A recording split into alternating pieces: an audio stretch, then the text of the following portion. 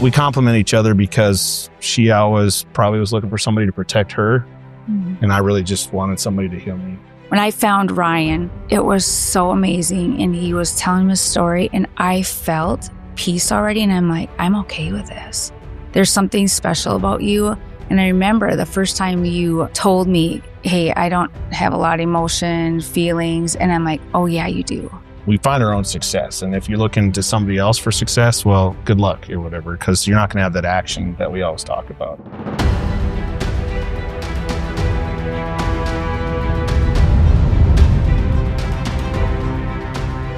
Hey everyone, it's Tamara Thompson with Broadcast Your Authority. I'm here with my co-host Danielle Thompson. Hey everybody. We're excited and grateful for our next guests, Lisa Sander and Ryan Reichert. We're super excited for you to be here. Where did you actually fly in from today? Yeah, thank you guys so much. Actually, Minneapolis, Minnesota. Wow. And I know that you guys are launching your podcast. By the time this airs, it will be launched. Our Healer, Our Protector. And you guys are co-hosts of this show. And when I met you, I was like, they have such a strong connection. And I love the way that you guys speak and interact with each other. Can you share a little bit about your backstory about how you two met? So Match.com, it's an amazing tool. If you're looking for maybe your soulmate. And it's one of those aspects where, it was a little over 17 months ago. I filled out my side of it. And I guess both had pictures of boats. And that's a good thing. Some amazing, maybe professional aspects of things. Lisa being a nurse for the last 25 years. And, I used to be in the Army and Fortune 500 America before we both started our businesses. But yeah, 17 months ago, it was this aspect of, just trying to find ourselves after a couple of long marriages that we were both in. And the good Lord connected us. I think I was looking to probably maybe be single for the rest of my life, but, start dating. And I don't know. Yeah, I think I believe I even asked you when we went out a couple of times because I was like ready to find somebody. And I'm like, are you sure you don't want to like date around for a little bit? Because like, I don't want to just be your first person jumping into this. But. Yeah. But when it's divine, I think it's that aspect of, I thought I wanted to date maybe other people, like, understanding it. And literally every other person, like things didn't happen. Like if there was a date set up or whatever, it just wasn't meant to be. And, as I look at my faith journey today, it's been that aspect of, he brought me this healer, this nurse to actually protect me as I was going through the hardest thing that I had gone through my life was, the post-divorce aspect of it. And, it was a struggle, but it brought us here today and it's allowed us to build two amazing businesses, with, Our Healer Restoration and Our Protector Development. And, we got in contact with you guys. And so now you have a podcast that aligns with both of those. Yeah. And, so that's, I think what's so amazing is we complement each other because she always probably was looking for somebody to protect her. And I really just wanted somebody to heal me. And here we are. I love that. Oh. Well, you two do really well together, your energy together on the show, because I've seen some of the shows before it's launched. So it's cool to see that. And we're grateful to have you both here. Thank you. I know you guys have specific areas that you both are going into for both of your businesses, but we were also talking about how you're going to be doing some things to intertwine together, which I think is also unique. Let's start with first on the side of your business path and what you're doing on the solo side of it for you specifically. Can you share a little bit more about the focus of what you're doing? I'm doing coaching, inspiring people to be their best selves and how to find that. And so when people are in life where like I'm at right now, being 51 years old, and to find your best self and to, like I'm a cheerleader for people. So when people are down and out, I've always been at work, people gravitate towards me. Being a charge nurse, I have a chair next to my desk and I call it the therapy chair. And people sit down with me and start telling me stuff and open up to me in ways that sometimes I'm like, wow, you're telling me that. And naturally I lift them up. You're a natural healer. Yeah. Yeah. Yeah. It's a gift to be as emotionally intelligent as you are. And it goes a long way in life and our personal lives as well as in business. And the fact that you show up for everybody like that is very special. It's a special gift that you have. Thank you. Yeah. Are there certain types of individuals that you would like to help in your coaching area at this point? Yeah. Not the average person coming to you within the hospital walls, but who is it out there that you want to reach more of? Like a lot of people we've met over the few days, like we get to a place in our life and we want more. And we want to tap into that. So, when I have people telling me, I wish, and I'm like, stop wishing. Like, what's stopping you from doing that? And telling people that, I looked at myself and I'm like, what am I doing? My goal is to get away from the hospital, which a nurse is in me. It was my calling for me.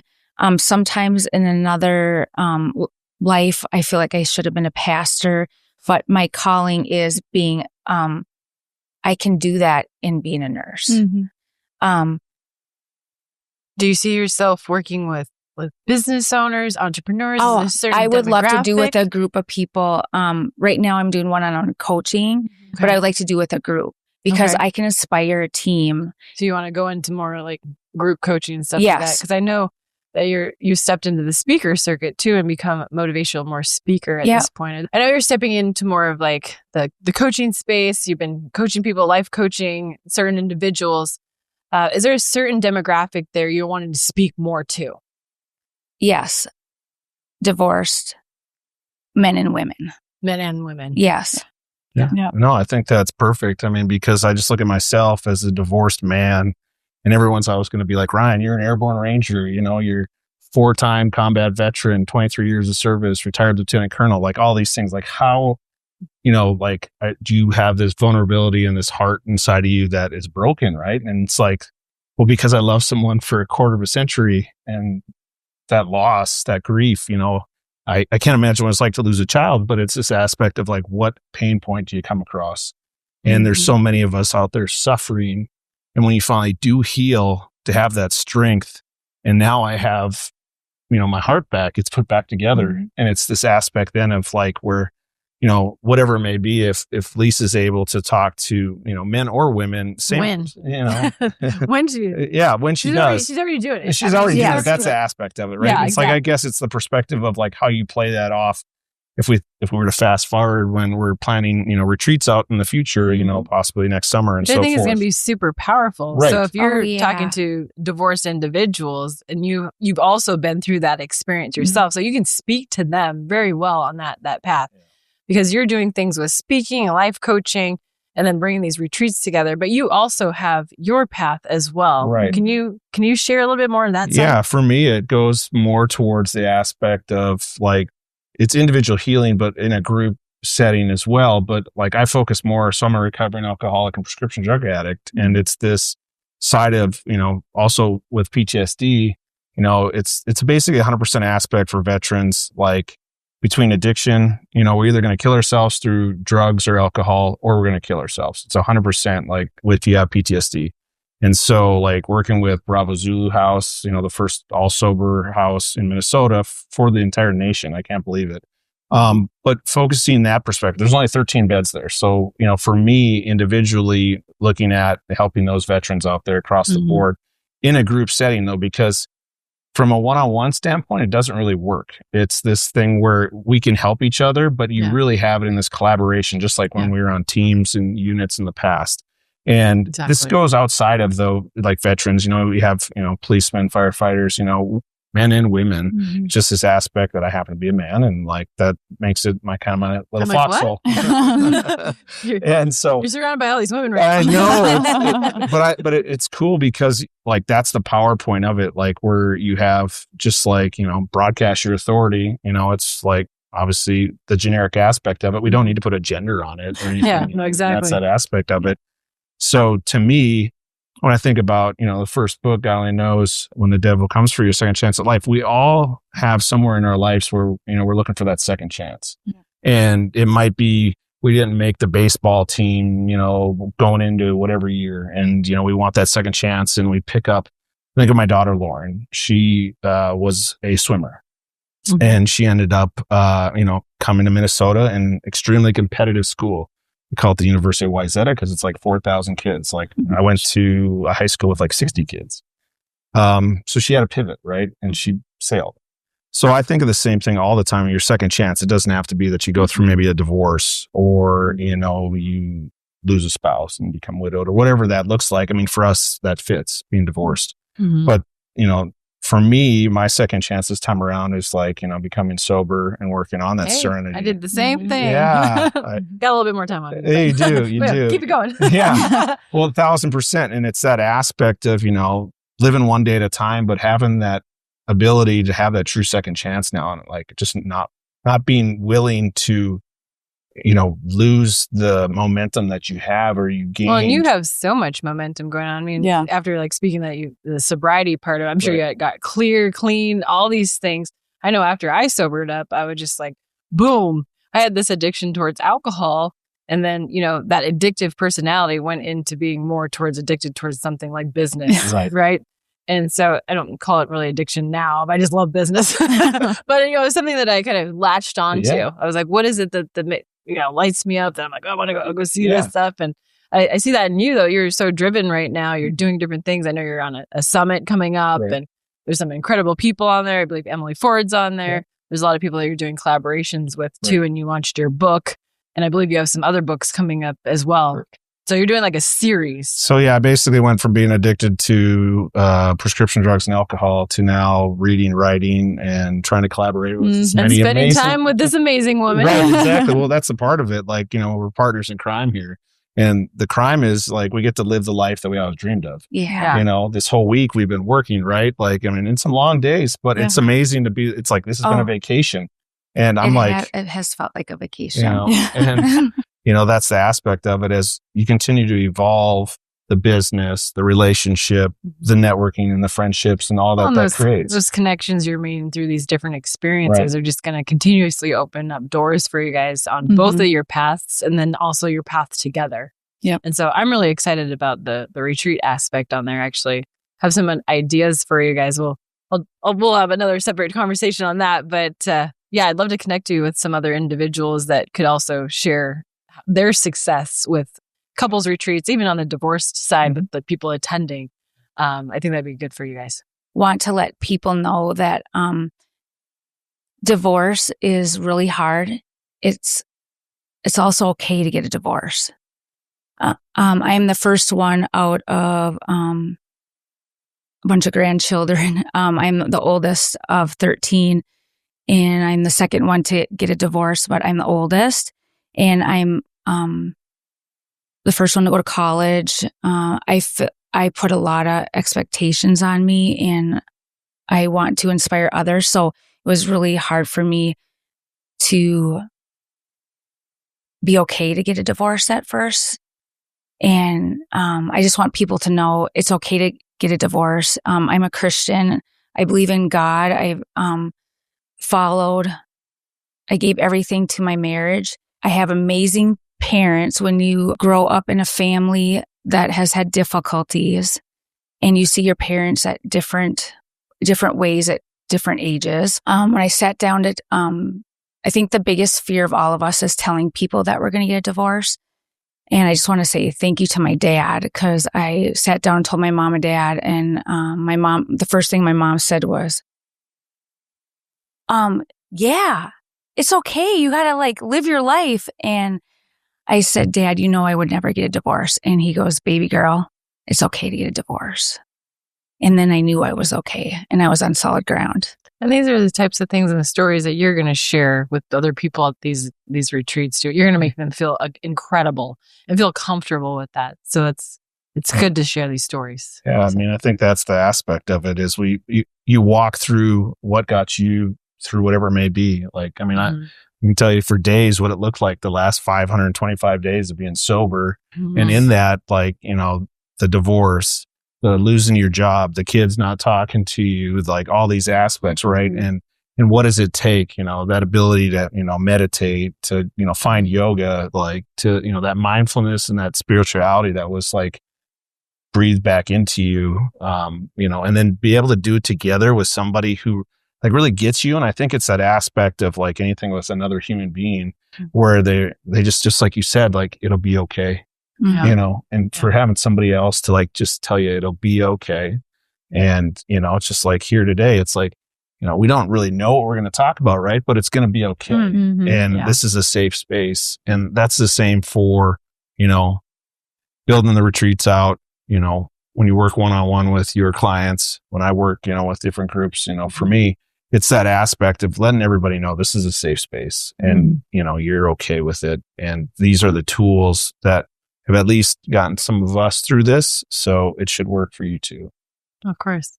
Yeah, no, this is incredible. And I see a great path and future with both of you. And I'm so glad that you found each other and can experience this, but also experience both of your own paths, but side by side.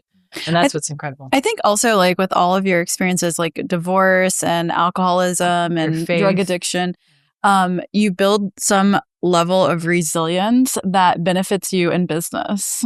Like you have a higher risk tolerance. Like you came out of that trauma. Yeah, you just like conquered it. Yeah, that's a lot to go through. I have alcoholics in my family too.